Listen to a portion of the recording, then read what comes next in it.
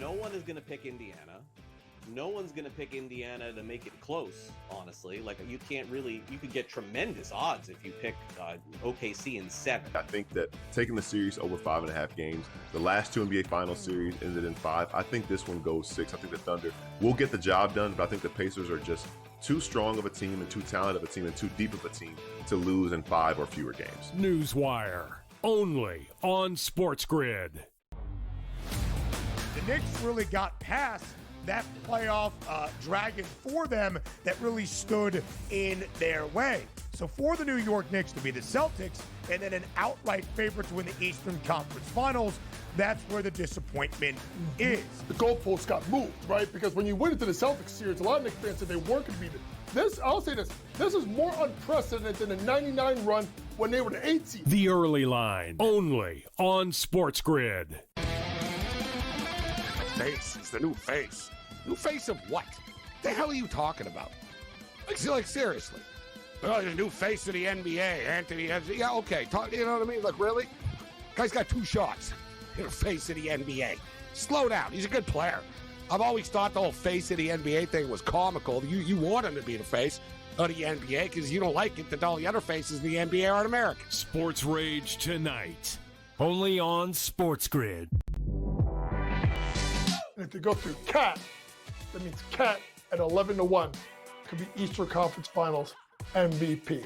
The worst team in the WNBA is the Chicago Sky. They have no perimeter play. They're playing too many minutes. And Angel Reese doesn't have the help she needs. Betting above the rim, only on Sports.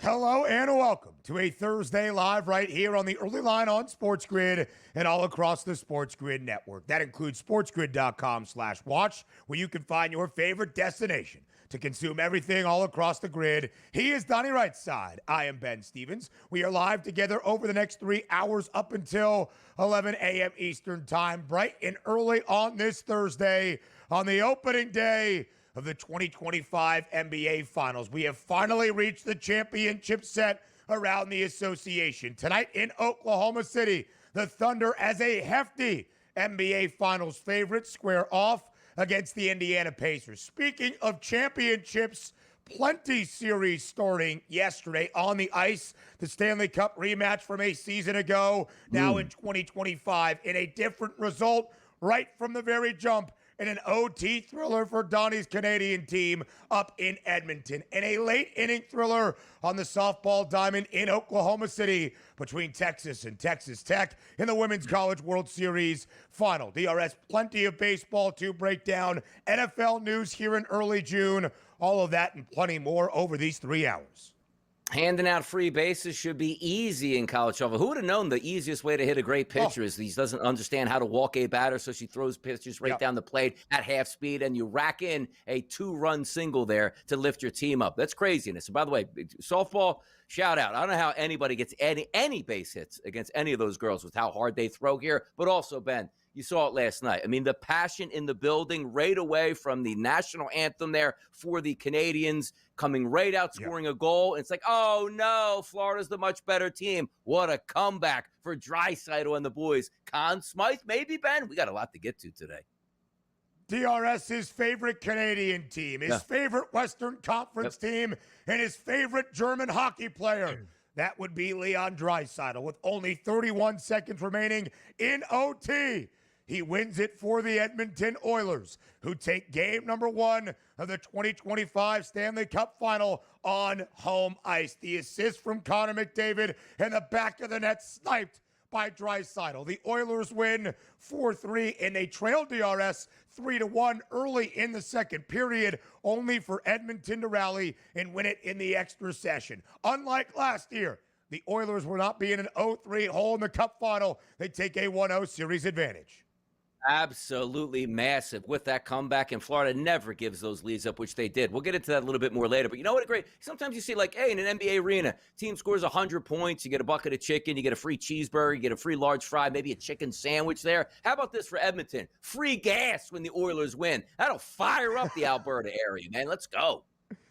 Yes, it certainly will, DRS. So the Oilers take that 4-3 victory in game number 1. Canada, as a country, as a nation, is now just 3 wins away from their first Lord Stanley's Cup in over 3 decades. Plenty more around the Stanley Cup Final in just a little bit. The Phoenix Suns now have a new head coach. The Suns tabbing Jordan Ott as their next head man out in the Valley. The 4th different head man for Phoenix in the last 4 years. Ott basically working in the NBA for more than a decade. He has served as an assistant head coach for 9 seasons in 3 stops. The Brooklyn Nets, the LA Lakers, and most recently DRS this previous season with the Cleveland Cavaliers.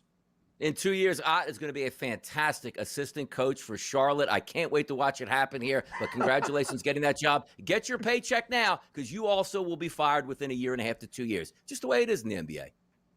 A lot of organizational in line, though, DRS, when you think about the owner, Matt Ishbia, played college hoops as a part of a national championship winning team for Tom Izzo at Michigan State. New GM in Phoenix, Brian Gregory, coached with Izzo on that national championship team at MSU. Jordan Ott got his start in coaching as a video coordinator under Tom Izzo at Michigan State. Many a Sparty tie running deep in this Suns organization. Donnie, I never thought I would say these words here in the 2025 MLB campaign, but the Colorado Rockies have won 3 consecutive games. The Rockies complete the sweep yesterday on the road in Miami, beating the Fish 3-2. The first sweep for the Rockies since May of last year in 2024. All 3 fans got to be furious in Miami who watched that game yesterday and said, how could my Marlins get swept by the Colorado Rockies? Simple. Your team isn't that good. And also, the ebbs and flows of Major League Baseball. You're supposed to win games every once in a while, and the Rockies are finally doing that. I love the team total over 3.5 for the Rockies yesterday. That came up a half run short. But how about this? The 2 RBI props I picked out, Jordan Beck and Hunter Goodman, both cashed in there. So how do you get that? 2 RBI props in your back pocket, but not the team total of 3.5? It happens, but hey, it's the way it is. DRS, the shortest ever hit walk-off home run on record yesterday at Fenway Park in a high-scoring game between Boston and the LA Angels.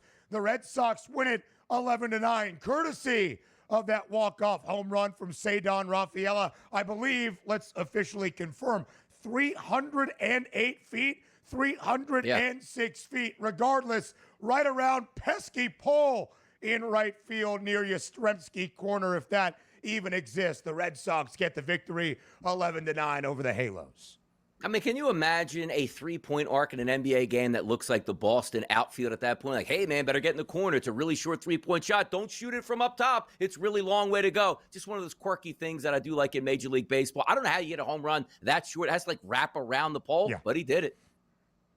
A 2-run walk-off shot for Cedar Rafaela, 308 feet confirmed right in front of pesky pole. The Red Sox avoid a sweep in their 3-game midweek set against the Halos. Saquon Barkley, DRS, after a record-setting season in his debut year in Philadelphia, talking about his future beyond the 2025 campaign, saying, although it is not imminent, that when his time in football is done, his retirement more than likely will come out of nowhere. Yeah, it's the way it's supposed to be as a running back. You won a Super Bowl. You had the single best running back season in the history of your sport. Crowned King of Philadelphia on the Madden cover now. More money than you know what to do with here. Hey, man, retire in a couple years. Relax and enjoy the rest of your life as a king in Philadelphia.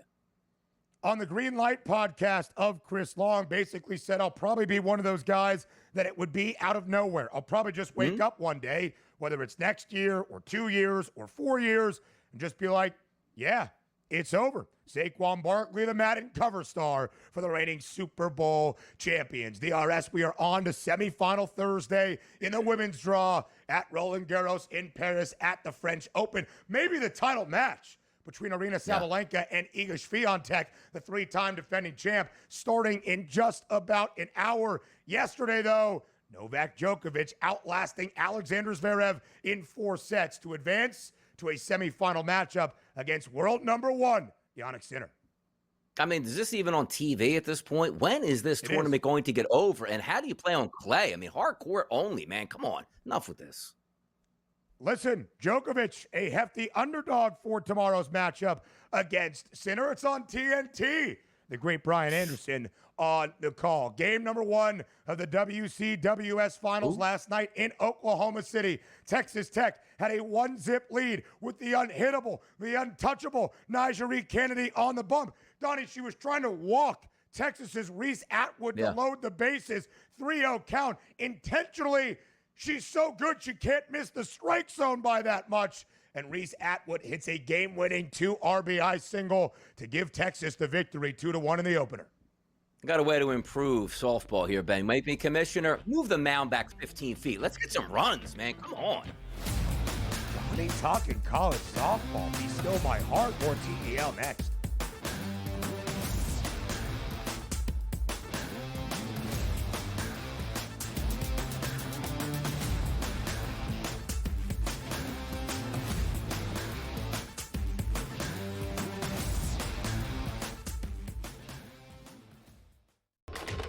Enter into the magical world of McLuck.com, where even the smallest of spins can win real cash prizes. Adventure into over 1,000 of the best Vegas-style slot games. So what are you waiting for? Unlock your free welcome offer today. Join the fun where winners play and players win. Two guys that can do it all. Too much electricity this morning. This is a good time. We're having a lot of fun. I had to do a triple take. Ka-ching! Why? Because of parity. I didn't mean to offend. Yeah, it's not going to happen. Load management is a dirty word. Let him rip. You know what? Circumstances provide the results. What? How do you do this once? Oh, Donnie, you got such a good show there. A network that is booming. The Early Line, only on SportsGrid. The game is on. The stakes are high. But the action isn't just on the field. He's rearranging that ring. Get it inside! SportsGrid's in-game live. Your ultimate second screen experience. A little flyer, couple of 15.5-point live line. Every prop, every play, every day. Anything can happen. That's complete chaos. It's smarter to be on SportsGrid.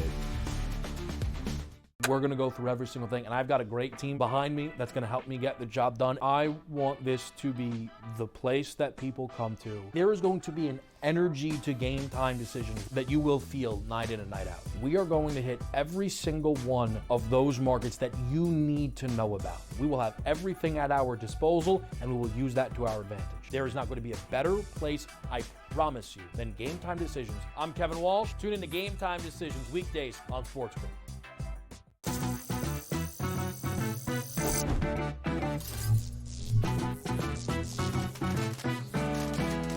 Did you know sportsbooks tend to draw up tighter bet lines for events that get even more bettors, like championship games or major matchups? My tip, try betting on less popular sports. You might have a better shot at beating those odds. Now, go get lucky. See you in Las Vegas. Let's get lucky.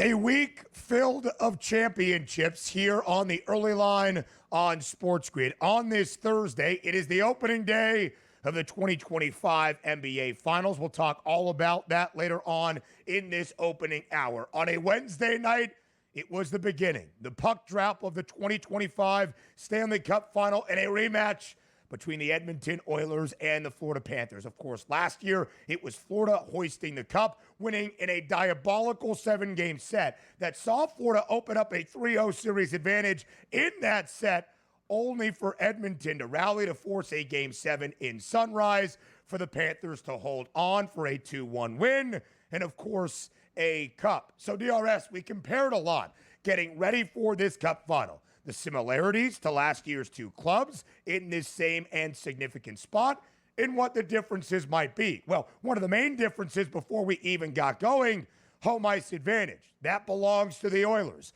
up in the Great White North. In game number 1 was in Edmonton. The Oilers a home ice favorite, a total of 6.5.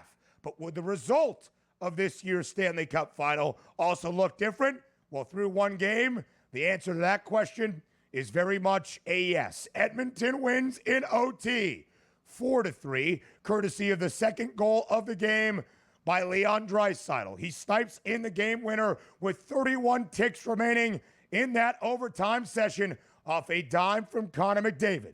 The Oilers win game number 1 and take a 1-0 series lead in the Stanley Cup Final with the 4-3 win.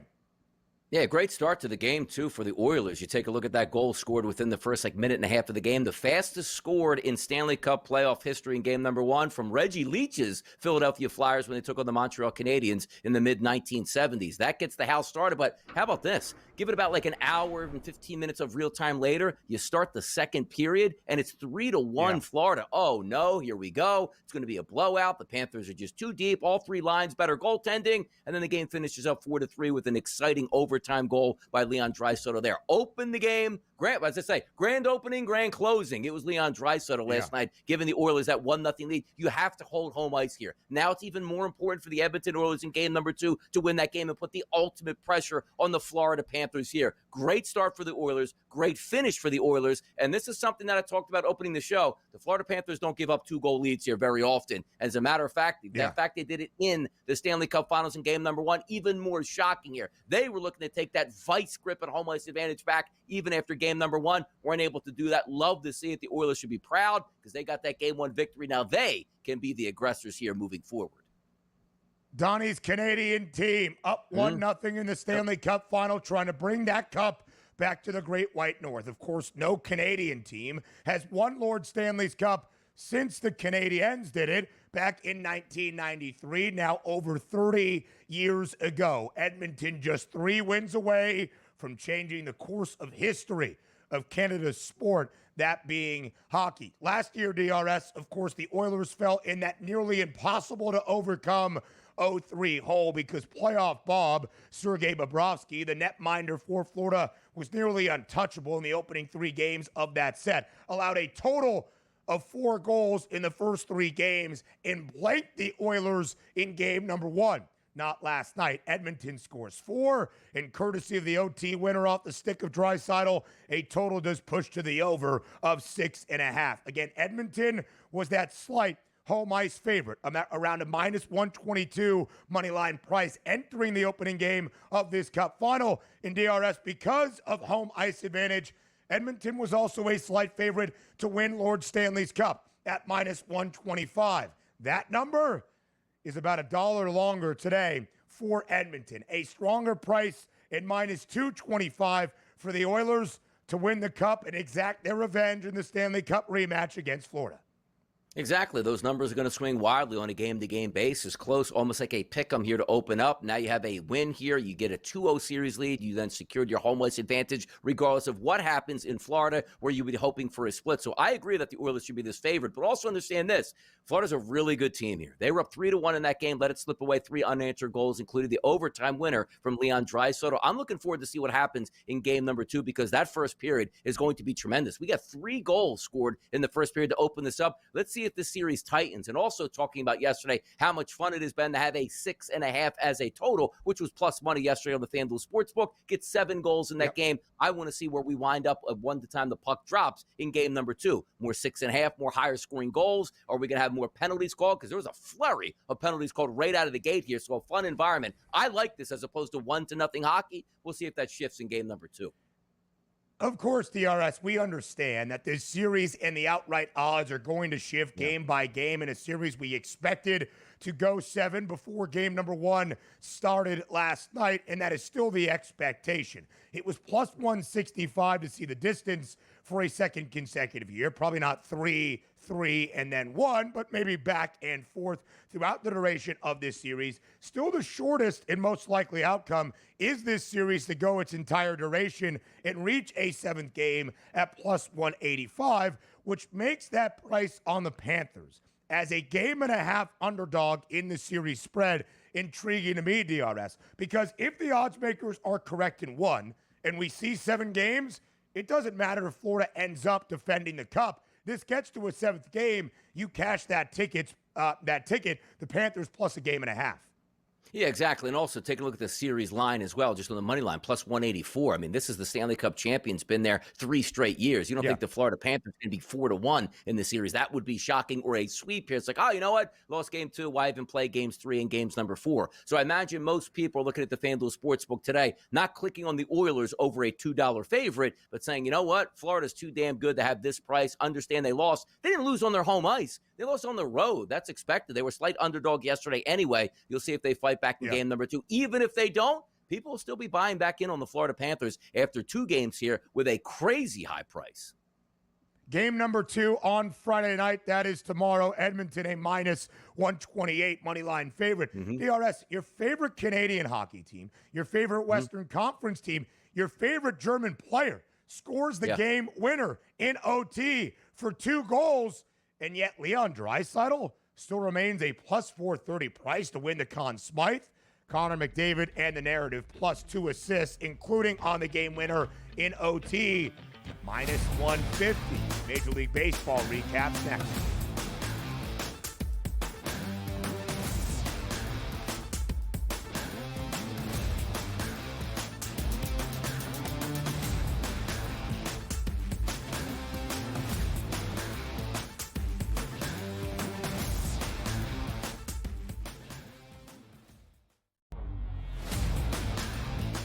Falcons are actually relieved that he's kind of not there to create more of a distraction. Look, I mean, I said it the day it happened.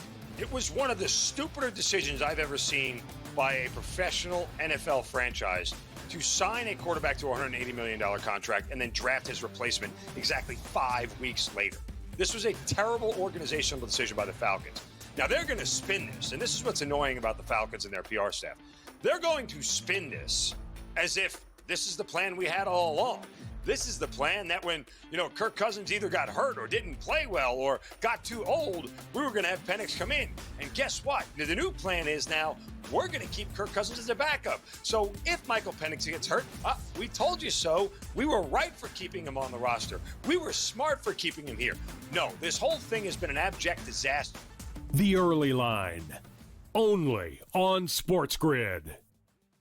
The game is on. The stakes are high. But the action isn't just on the field. He's rearranging that roof. Get it inside! SportsGrid's in-game live. Your ultimate second screen experience. A little flyer, couple 18.5-point live line. Every prop, every play, every day. Anything can happen. It's complete chaos. It's smarter to be on SportsGrid. The Steelers' interested in Aaron Rodgers as a joke. Your boy went off about the entire situation and why it taken so long to forget him. Terry Bradshaw getting involved. Yeah, and saying basically, what are you bringing him in for 1 year? All of this drama for 1 year at this guy, where he is now in his career is he's washed. Pharrell Coast to Coast, only on SportsGrid.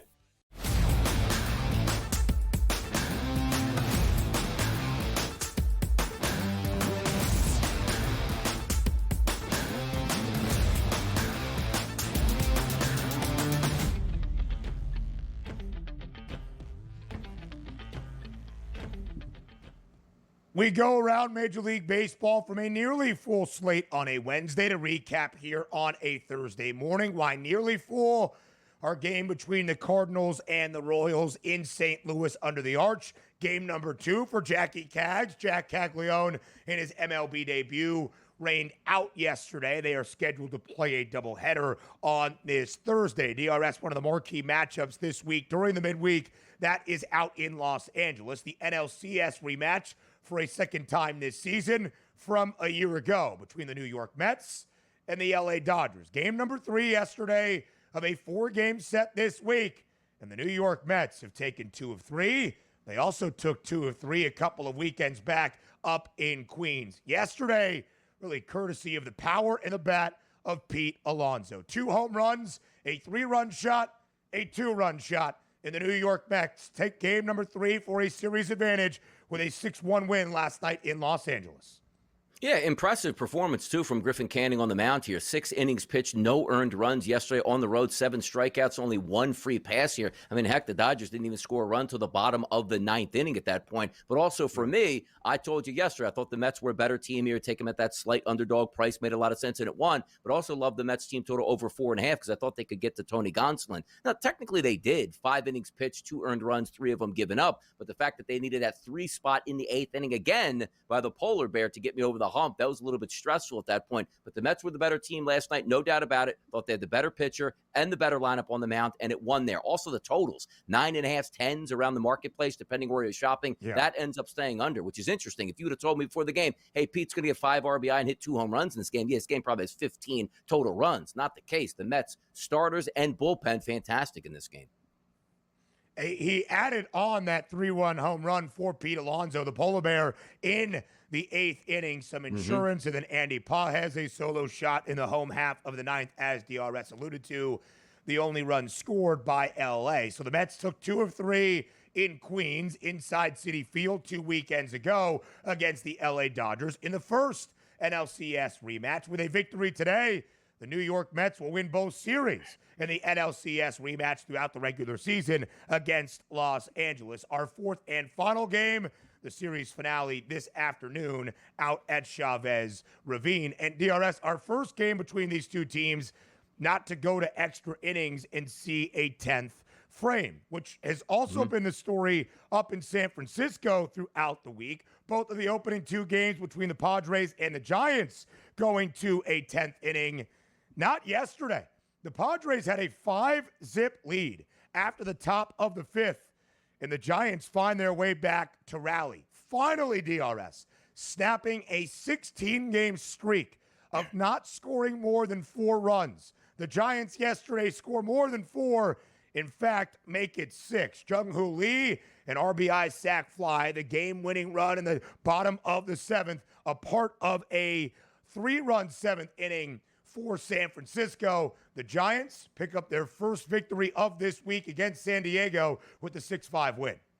Yeah, crazy. I just think, you know what, you don't fade the ballpark. You sort of fade the 2 teams playing in it. Probably would say under there. 6-5 final, 11 total runs, easily going over that game. I think it was 7.5 at game time yesterday. Nick Pivetta was really good until he wasn't really good in that game. That's crazy. You get staked to a 5-0 lead in that ballpark. That's like having an 8-run lead anywhere else because how hard it is typically to score runs out there, but not easily done here and giving it up here. The Padres, by the way, Pivetta goes 6 innings, 5 earned runs, was cruising for a while. Then Adam comes in, gives up that 1 run, and then Peralta came in after him. But also Harrison wasn't very good either. 4 1/3 innings pitched, 9 hits, 5 earned runs there, but the bullpen was clean on the way out. 2 teams that don't necessarily match up extremely well in that ballpark, and even more so the San Francisco Giants. We talked about Ramos a little bit yesterday. He ends up getting an RBI. We talked about Matt Chapman. He ends up getting that RBI. Maybe Lee starting to come back here. 2 of 3 at the plate yesterday for San Francisco. His average back up to a 274. That's a good win for San Francisco coming back there against a division rival. And the Padres 35-24. The Giants 34-28. That is a clogged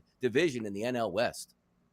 Yes, it certainly is. The Dodgers lose, the Padres lose. So still a game separating San Diego and LA. The San Francisco Giants now 3 games back, courtesy of that win. DRS, the Atlanta Braves trickle deeper under 500. Yesterday in a low-scoring affair in Atlanta, the Diamondbacks still pick up a 1-run win. 2-1 in a pitcher's duel between Merrill Kelly and Chris Sale. But at the end of the day, the Snakes get the win. We'll get your thoughts on that game between the D-backs and the Braves yesterday in the A on the other side of the break, filled with plenty more MLB headlines, including the Colorado Rockies sweeping an opponent for the first time in more than a year. That's next.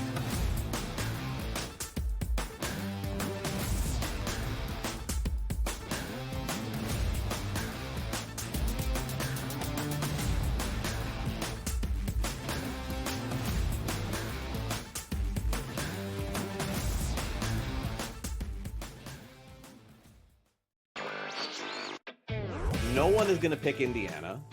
No one's going to pick Indiana to make it close, honestly. Like, you can't really, you could get tremendous odds if you pick OKC in 7. I think that taking the series over 5.5 games, the last 2 NBA Finals series ended in 5. I think this one goes 6. I think the Thunder will get the job done, but I think the Pacers are just too strong of a team and too talented of a team and too deep of a team to lose in 5 or fewer games. Newswire, only on SportsGrid.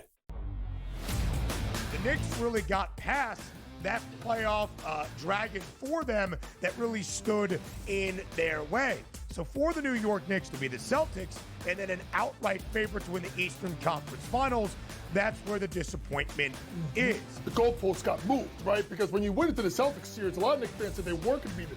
This, I'll say this is more unprecedented than the 99 run when they were the 8th seed. The Early Line, only on SportsGrid. Face is the new face. New face of what?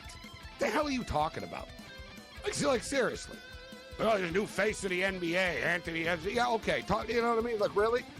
Guy's got 2 shots. You're the face of the NBA. Slow down. He's a good player. I've always thought the whole face of the NBA thing was comical. You want him to be the face of the NBA because you don't like it that all the other faces of the NBA aren't American. Sports Rage tonight, only on SportsGrid. And if you go through Cat, that means Cat at 11-1 could be Eastern Conference Finals MVP. The worst team in the WNBA is the Chicago Sky. They have no perimeter play. They're playing Sloot too many minutes. And Angel Reese doesn't have the help she needs. Betting above the rim, only on SportsGrid.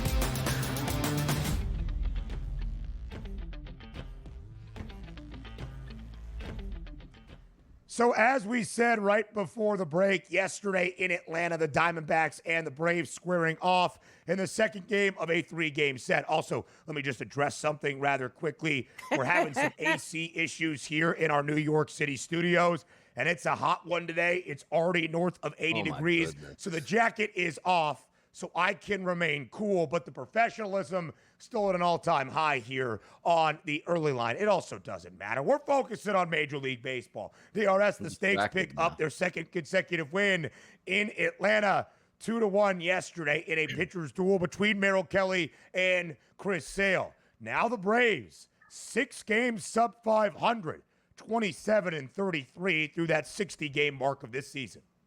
Team stinks right now. It really does. We had Mark Zeno on yesterday, and the thoughts were the same, Ben. We went over but nobody's going to lay that price, and then we handicapped the game a little bit later. I said the same exact thing. And also, it was like you're getting chump change out there with Merrill Kelly. He's been good this year, and specifically as of late. 7 innings pitched, no earned runs, holding down those bats down in the Big A. A big win for the Diamondbacks as they close closer to 500 here. But the Atlanta Braves, it just seems like everything is going wrong. And also understand this. The Diamondbacks going up against Chris Sale. Chris Sale's a really good pitcher, 10 Ks, but they also were 2 of 10 with runners in scoring position. So they had a lot of opportunities, but only played at 2 runs. You flip it over to the Braves, only had 6 runners in scoring position yesterday, only played at 1 run. That's just not doable and sustainable. The Mets are playing really good baseball. Maybe the Phillies will bounce back. They had a tough loss yesterday, but you're not gaining any ground. You're losing ground by the day, and you have to jump 2 teams, being back roughly 10 games in the division.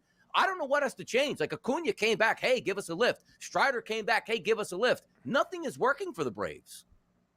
Yeah, it's really not, DRS. And things got a little bit dicey in the home half of the 9th where Atlanta scored its first run of the game on a bases-loaded walk and then thus had the bases loaded, but unable to convert at the end. Merrill Kelly, sensational. Chris Sale, not bad on the other side, despite recording the loss yesterday against Arizona. The D-backs entered this series dropping 9 of their last 11. They won Game 1 8-3. Yesterday, a much lower scoring affair, winning 2-1. Now they're just a game sub 500, 30-31.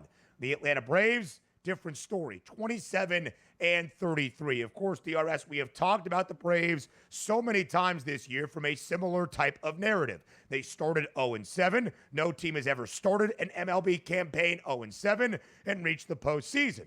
But this Atlanta team had the third best preseason price to win a World Series, second best number to win the National League pennant, only behind the LA Dodgers, and now in the expanded postseason, in the initial wild card spot for the Braves to claw their way back. A couple of weekends ago, we had some fun with rivalry weekend, right?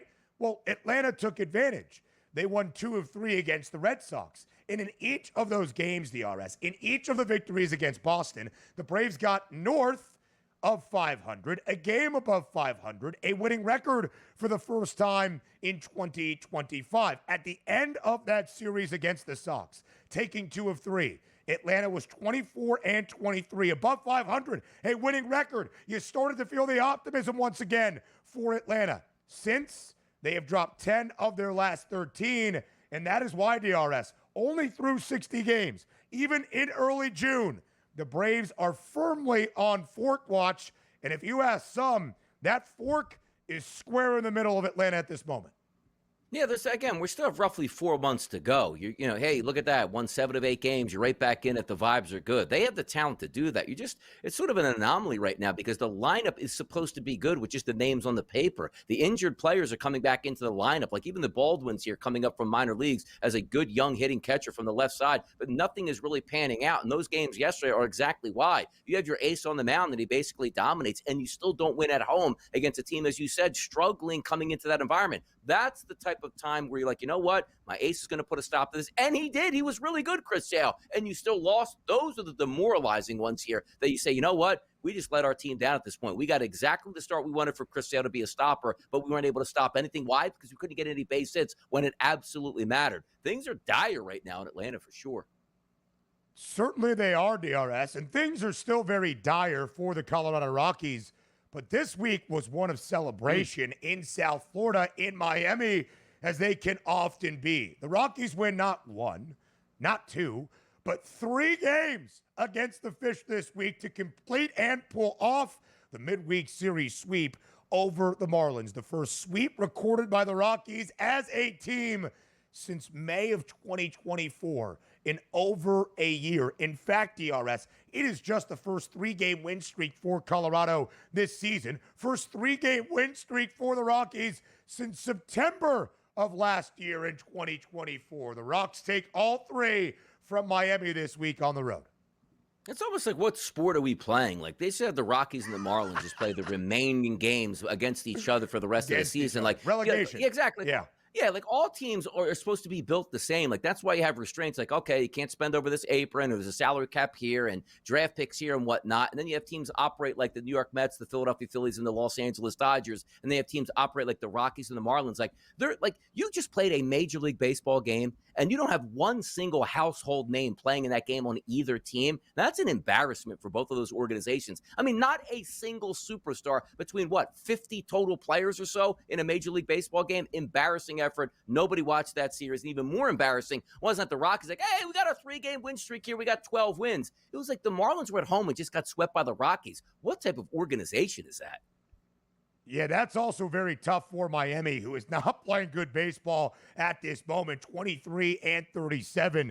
Now the record through 60 games for the Fish. DRS, there was the meme going around over the weekend when the Rockies dropped to 9-50 that Scotty Scheffler, after completing his second straight win at the Memorial Tournament, had won 3 times since May 2nd. It was the same number of wins for Colorado as an MLB team since May 2nd. The Rockies had some fun this week. 3 wins for Colorado since the start of June. Scotty Scheffler only has 1. All right, as we keep going, DRS, Cedar Rafaela, the walk-off blast for Boston yesterday as the Sox avoid a sweep against the Angels and I say blast with emphasis, kind of from a joking perspective. 308 feet right around pesky pole, curving it in there in right field. The Red Sox win 11-9, walking it off at Fenway in the home half of the ninth. That 308-foot walk-off home run, the shortest recorded walk-off homer in MLB history. Yeah, sent out a tweet yesterday that would have probably been in the upper deck in Yankee Stadium had that ball been hit there, because how clown show that ball. And like, how do we have two clown show like sort of ballparks in the same division there? Two historic stadiums, if you want to just call Yankee Stadium historic because it just has the name Yankee Stadium, but the other stadium was actually better than the new stadium. How about that? I hope Boston never changes, because I do like that quirk, but come on now. A home run there. And if you even heard the telecast on the call, it's like ball hit down the line and home run. Wow. Like, what happened here on that play? Like, everybody was baffled by that. But also, Ben, we talked about the handicap yesterday. I didn't necessarily like the game, but the weather conditions were as good as you're going to get in Boston. Around 80 degrees with the wind blowing out the center field. Yeah. Forget about the batters. Forget about the pitchers. You got 20 total runs yesterday because of how good that environment was. Look at 7 of 11 with runners in scoring position for the Angels. 6 of 14 for the Red Sox, man. That is a dream when you're taking RBI props and certainly team totals. Speaking of that stadium up in the Bronx, the Yankees blanked yesterday by the Cleveland Guardians, who scored 3 runs in the first, 4 in total. Cleveland wins 4-0 over the Pinstripes. The Toronto Blue Jays walk it off yesterday to beat the Philadelphia Phillies at home. Alejandro Kirk, the game-winning RBI in the home half of that ninth inning to beat the Titans. Yeah, Mick Abel, good again in his second start here in Major League Baseball. Again. Maybe they got something here waiting on Painters, one of the best prospects in baseball as a pitcher, supposed to come up in July. So things looking good. An embarrassment of riches here in the starting pitching. But Jordan Romano goes back to Toronto here, struggling on the season, struggles again in the ninth inning. The Phillies lose that game. We'll see if they bounce back today as a slight favorite against the Toronto Blue Jays. And again, DRS, that's one of the concerns right now, right, for Philadelphia, the back end of the bullpen in tight games. The Blue Jays take advantage yesterday. All right, it's finally here. The opening day of the NBA Finals. We'll preview next.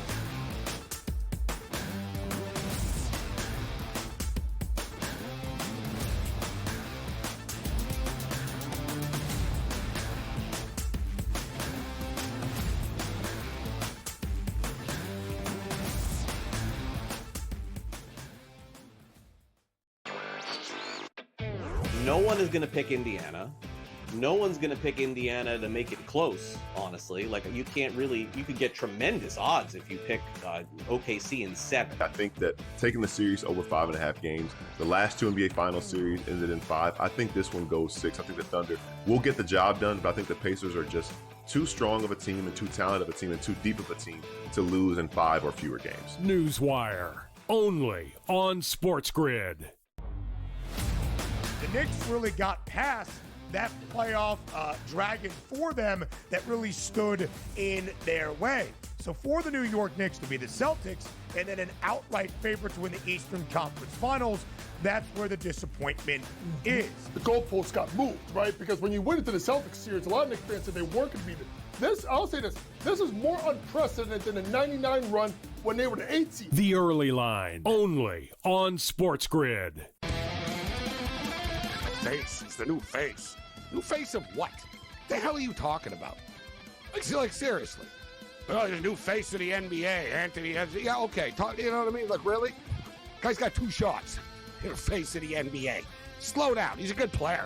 I've always thought the whole face of the NBA thing was comical. You want him to be the face of the NBA because you don't like it that all the other faces in the NBA aren't American. Sports Rage tonight. Only on SportsGrid. And if you go through Cat, that means Cat at 11-1 could be Eastern Conference Finals MVP. The worst team in the WNBA is the Chicago Sky. They have no perimeter play. They're playing too many minutes. And Angel Reese doesn't have the help she needs. Betting above the rim. Only on SportsGrid.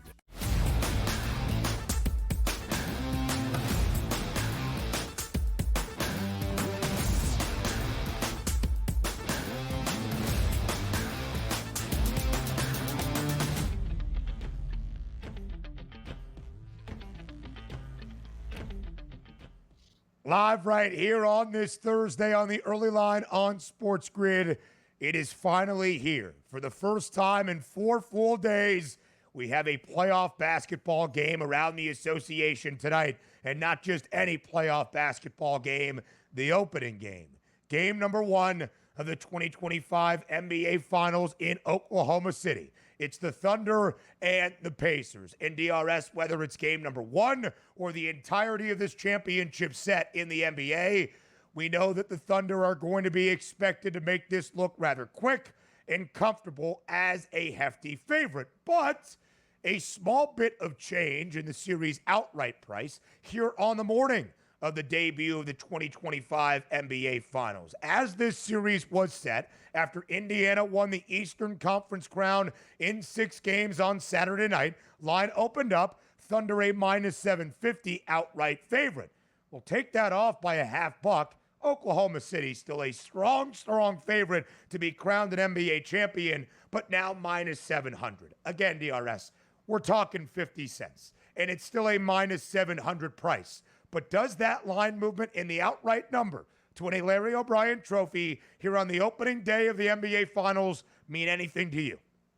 Not necessarily, because it's still a ridiculous favorite there. I think most people probably look and say, man, I'm going to get this much pricing here on the Pacers before we even get started. And maybe the Pacers can steal game number 1, then you have an automatic cash-out ticket in your pocket. I get that. And also understand this from a public perspective. If you are the betting public where you're throwing in, let's just say $10, $50, $100, are you putting in that $50 on minus 700 on the Thunder? Or you say, you know what? I want to have a good time in this series. Let me put down $50 on a 5-1 price here and really start to cheer on the Pacers. Because if it loses, yes, you're out $50, but boy, you know, the exponential payout on the opposite end is probably worth that here. And that's where some of that money goes into it here. Or are the Sharps going to load up on the Thunder? Minus 700. That's crazy. I have them booked out at minus 950. Yeah. Now I'm getting a positive price. I'm going to lay the wood here on the Thunder. We'll see where this is before the game actually starts. But I'm not surprised that that's come back lower, because the casual fan is going to look at that and say, that price is ridiculous. I'm never betting the Thunder at minus 700, but hey, if I like the Pacers a little bit in the series to be competitive, why not take a 5-1 price or a plus 550 price there before it drops back down? So that's the reasoning behind it at this point. Nobody's taking the Thunder at that price. Yeah, and just a couple of updated odds perspectives as well. The results and the expectation the same, a couple of different cents here and there, right? 50 cents off the outright price, but the Thunder being a minus 700 favorite in the NBA Finals is history in itself. OKC has won 80 games, regular and postseason, one of 4 teams in NBA history to complete that feat prior to the NBA Finals. OKC, as a 2.5-game favorite in the series spread, is still the expected outcome. That's minus 122. For the Thunder to cash that ticket, DRS, they have to win in at most 5 games, which is still the shortest correct score, now at plus 225 for OKC in 5, pulling off the gentleman's sweep. In the second shortest number, the second most likely outcome is the Thunder just in a straight sweep in only 4 games at plus 300.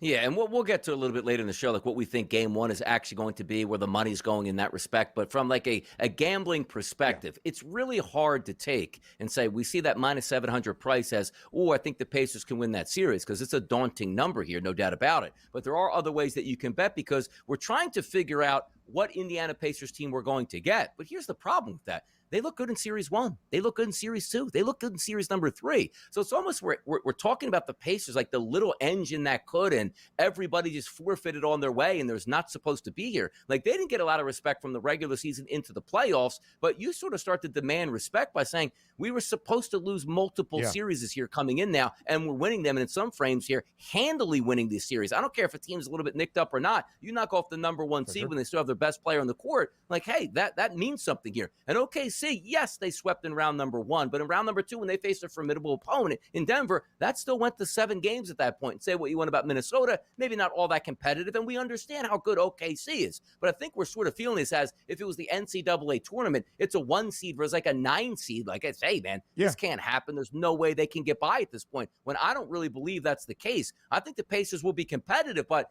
competitive enough to make it a 6-game series, or hey, they played well for 5 games and won 1 of those, but it was really a gentleman's sweep, and that's all you can do. Indiana to get this to a sixth game, just over 5.5 games, regardless of the result in those series odds, is still plus money, plus 112. Again, minus 140 to the under of 5.5 games, expecting this to be done rather swiftly in only 5. DRS, tail of the tape for these two teams when you compare, as we just showed, not the overall records, not just the point differential, but those preseason expectations. Despite the Pacers reaching the Eastern Conference Finals last season, still 50-1 before the year. They had the 7th best price to win the Eastern Conference crown before this year got underway. Oklahoma City, a different story. They were supposed to be on this significant stage, but that is a first for this crew, led by Mark Daigneault in his 5th year in Oklahoma City, and of course now the new MVP in Shai Gilgeous-Alexander. That plus 650 preseason NBA championship price, second best only behind Boston, but the best number out of the Western Conference. This is the 17th season for the Thunder in OKC since they departed as the Supersonics from Seattle. The first NBA Finals appearance for Oklahoma City since 2012 as a franchise in the overall lore, DRS, looking for that first Larry O'Brien trophy since 1979. This is just the second NBA Finals appearance for Indiana in their 49 full years as an NBA franchise. Their first since the year 2000, 2.5 decades ago. Now, the Pacers won 4 ABA titles in 1970, 72, and 73. They have never won a true NBA championship, and a hefty underdog trying to overcome those odds entering the 2025 rendition.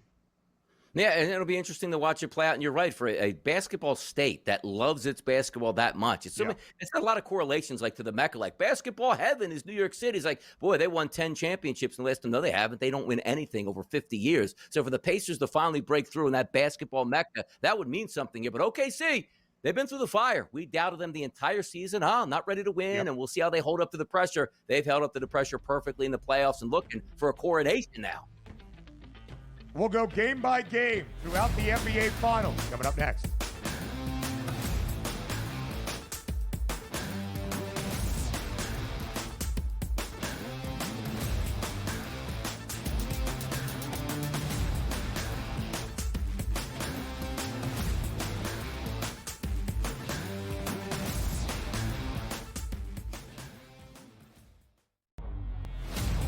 The Knicks really got past that playoff dragon for them that really stood in their way.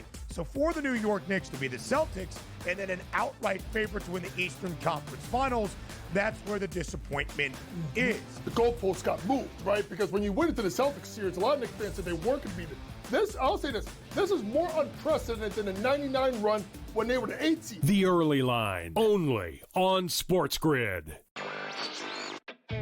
No one is going to pick Indiana. No one's going to pick Indiana to make it close, honestly. Like, you could get tremendous odds if you pick OKC in 7. I think that taking the series over 5.5 games, the last 2 NBA Finals series ended in 5. I think this one goes 6. I think the Thunder will get the job done, but I think the Pacers are just too strong of a team and too talented of a team and too deep of a team to lose in 5 or fewer games. Newswire, only on SportsGrid. We're going to go through every single thing, and I've got a great team behind me that's going to help me get the job done. I want this to be the place that people come to. There is going to be an energy to game time decisions that you will feel night in and night out. We are going to hit every single one of those markets that you need to know about. We will have everything at our disposal, and we will use that to our advantage. There is not going to be a better place, I promise you, than Game Time Decisions. I'm Kevin Walsh. Tune in to Game Time Decisions weekdays on SportsGrid.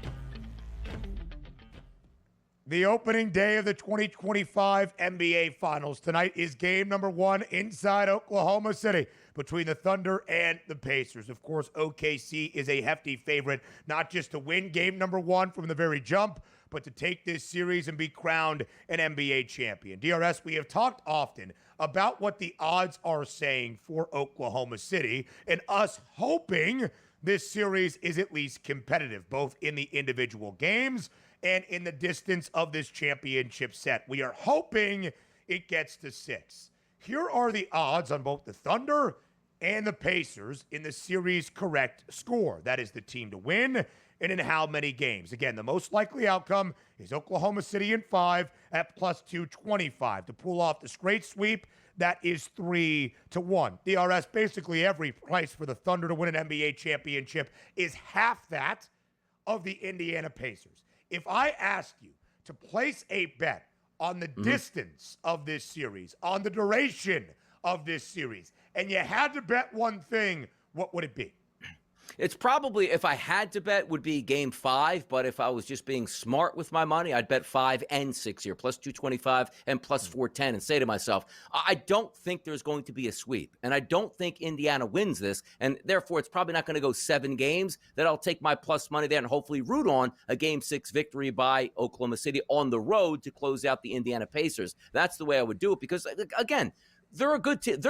I would be really surprised if we do get a sweep here. Because, again, Indiana's a good basketball team. Indiana's going to have 2 home games here. You know, OKC hasn't played great in every single game they played. I mean, heck, you even go back to, they easily dispatched the Timberwolves. You see one of those games, they got absolutely slaughtered in one of those games. Yeah. You do have an off night where the other team is better. We do know the ramifications of how good Indiana can be and run up and down the court. There are high totals for these games, around 230 as we're pricing them. So Indiana's going to be in it. So for me, if I had to bet 1, it's probably 5. But if I had to be smart with my money, I'd bet 5 and 6 where the Thunder would win. If you're looking for the Pacers, I mean, good luck in 4 games where they reverse sweep per se, 55-1. But you could probably say, all right, I'll take a flyer a little bit on a game number 7. If it gets there, maybe the Pacers say, you know what? We fought all the way through. Anything can happen in game number 7. Halliburton's raining in logo threes. Miles Turner's draining threes left and right. Nesmith is an absolute maniac on defense, right? That's how you play it. But for me, it would be game 5 for the Thunder. But I would like to bet games 5 and 6 in the fashion for the Thunder and just root on that it ends in 6 games at the higher price at plus 420.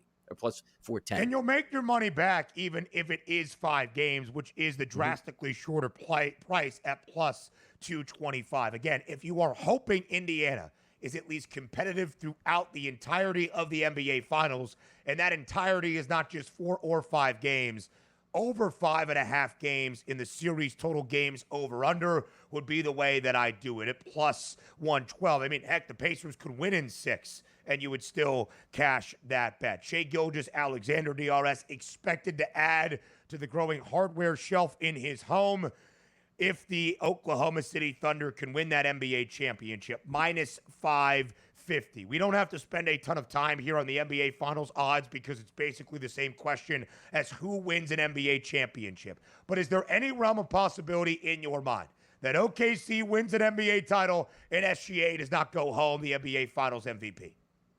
The outside of it would be a 4-0 series sweep, and he plays 24 minutes a game because they're absolutely smashing the Pacers. So he scores 15, 16, 17 points and leaves that door open. We get a 5 or 6 game series, or at least Indiana wins a game or 2. Yeah, SGA is going to be floating in the high 20s and early 30s. So for me, I say it's really hard to see. You might as well just be looking at a sweep where he doesn't have to play all that much. Then they probably just say, well, we're not going to give it to a bench like Isaiah Joe because he had a good bench performance in 4 straight games in an easy win. So I would be looking and say it's hard pressed, but it's minus 550. Like, no, he could twist an ankle and miss a game here, and you can have great performances by Chet Holmgren or Williams at that point. So it's hard to say that. Same thing with the start of the series. Hey, who do you think is going to win the Thunder? All right, we'll lay the 7-1. Like, man, minus 700. I don't know about that. Well, SGA is the best player in the series. Oklahoma City wins. Yeah, that's easy. But wait, it's minus 550. Am I laying money out for that? That's what makes it hard to bet at this point. Yeah, I completely agree. Listen, is it worth a sprinkle on the 25-1 price of Jalen Williams? I could get behind that. Do I think you are going to have a realistic chance of cashing that ticket or even getting a cash-out option on the FanDuel Sportsbook throughout the NBA Finals? Not really. truthfully, it's the narrative behind it. And really, when you think about Oklahoma City winning this series quickly or winning the series at all, that happens because Shai Gilgeous-Alexander is performing at the MVP level he has displayed throughout this season. Hour number 2, buy or sell around the NBA Finals, and a look at Game 1 next.